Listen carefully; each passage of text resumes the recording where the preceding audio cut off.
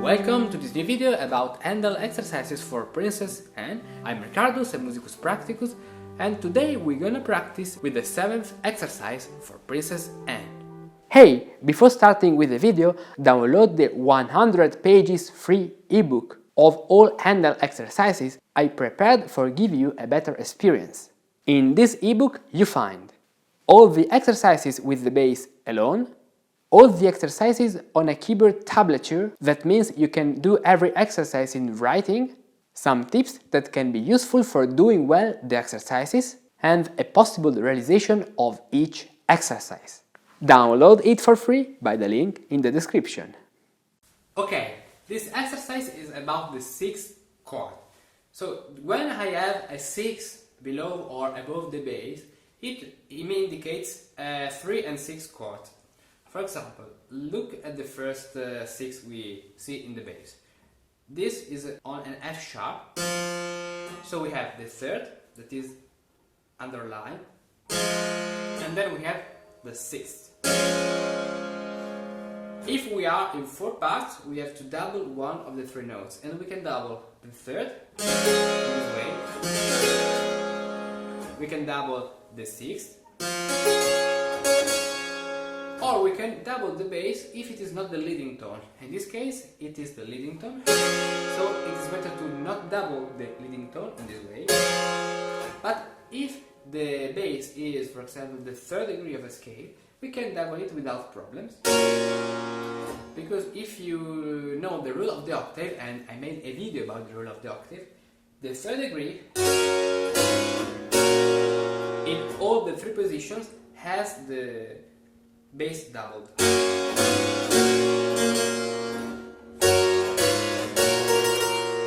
So we can double the bass when it is not the leading tone. So not in this case. Okay. This is the 3 and 6 chord. The 3 and 6 chord is really useful and practical because when we have a scale, for example from G to G, we can harmonize the scale using only 3 and 6 chord. In this way, look at my hands.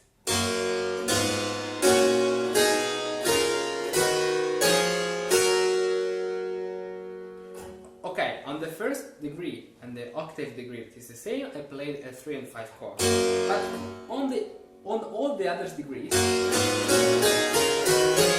I played a 3-6 chord, and playing this, I don't make any kind of error in voice leading, because we have only 3 and 6. We don't have other chords, we don't have parallel octaves, parallel fifth. No, we have only 3 and 6.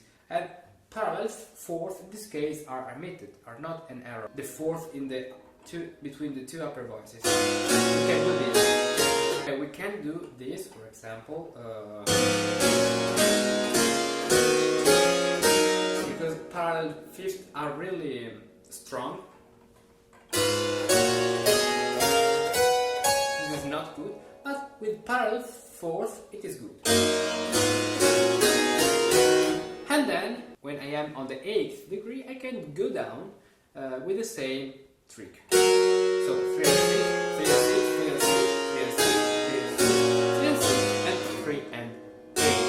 In this way. Okay. So I can also harmonize this scale with 4 voices. In this case, what I have to do, I have to double one of the 3 notes of the chord. But if I play this,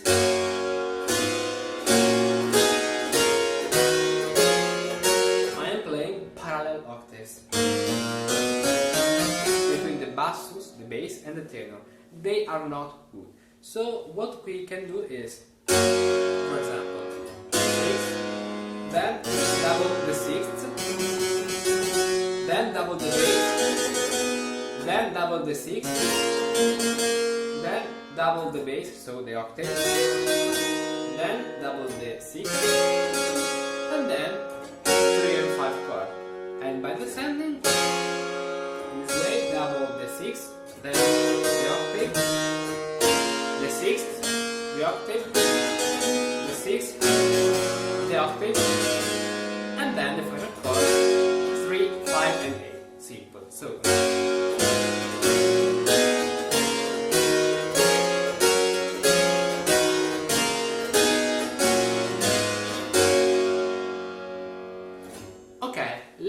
try now to realize this bass using the 3 and 4 parts with these two particular way of harmonizing parallel 6. First of all, ask you, what's the key of this piece?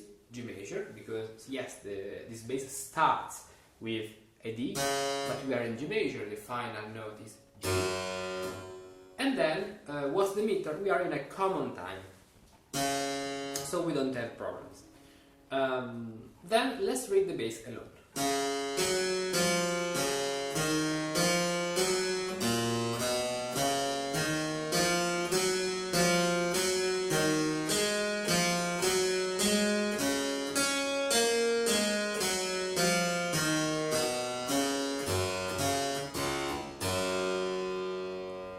Now let's start with the octave in the cantus, with this chord, and let's go on step by step. So,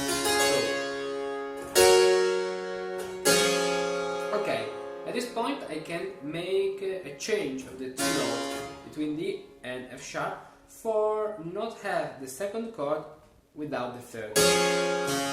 If I play fast, if I, for example, I am accompanying a violin and the bass is fast, maybe an allegro, I can do it. But in this case, for exercise, and if we are in a slow time, it is better to make this change.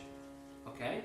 Then 6 with the octave that is doubled. Then 6 with the sixth that is doubled. And then 3 and 5 chords in this way. This B is part of the previous chord, so we don't change the harmony. And then we have a little scale that goes up, and here we have to apply the rule I showed you before for harmonizing parallel sixth, the number, so 3 and 6 chords, with 4 voices. So double the bass, double the 6, double the bass, so the octave, double the 6, and then 3 and 5 chords. Then 3 and 6 chord. This F sharp is only an embellishment, so it is like the same bass. I can jump without problems. And then 3 and 5 chord with a sharp, 6 chord, then 3 and 5 chord, then 3 and 5 chord with a sharp, a cadence to D major. Okay, let's play it from the beginning to this point.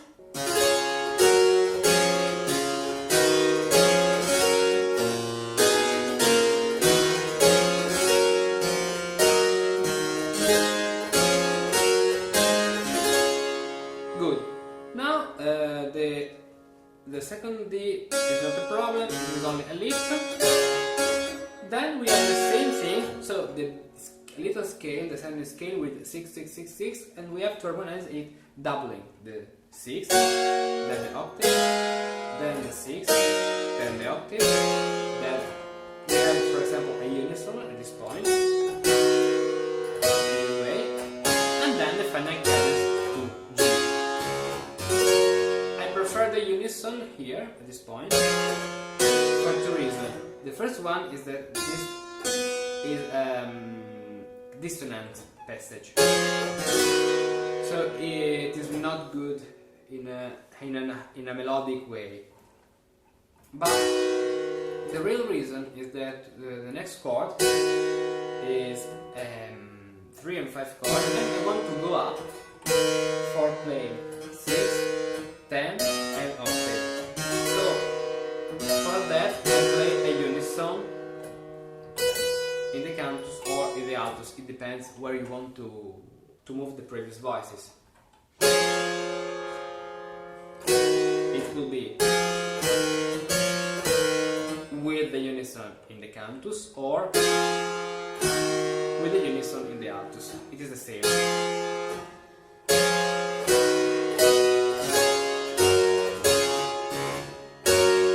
And then we finish this exercise. So let's recap now this exercise with harmonization in 4 parts.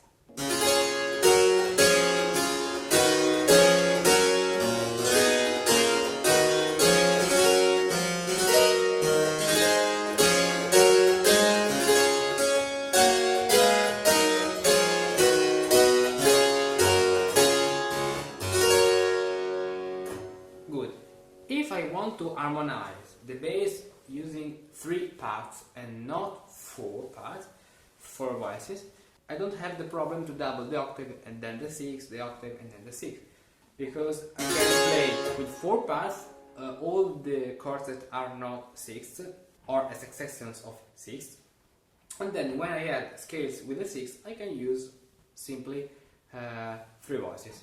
That is more Italian has way of harmonizing at the keyboard. So this way, 3 voices, so 4 voices and then 3 voices. 3 voices, 3 voices, 4 voices and the cadence, then 3 voices.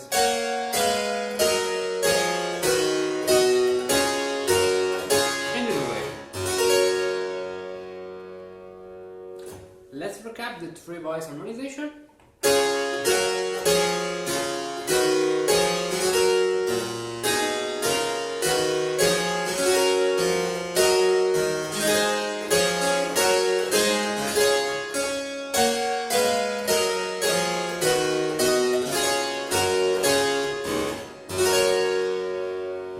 Okay, good.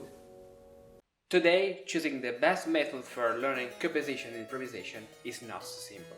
It's very important to follow an effective, specific and powerful method, in which each exercise is directly aimed at improving a specific technique. Today, a solution exists. It's called Improvisation Elements. Every week, there are new exclusive high-level videos that allow you to improve your skills in composition, improvisation and music theory. In these videos, I guide you. I show you the exercise and you repeat after me. By practicing these simple exercises every week, in a few months you will make a huge leap in skill. Now it's up to you. When do you start? Join my Patreon and challenge yourself.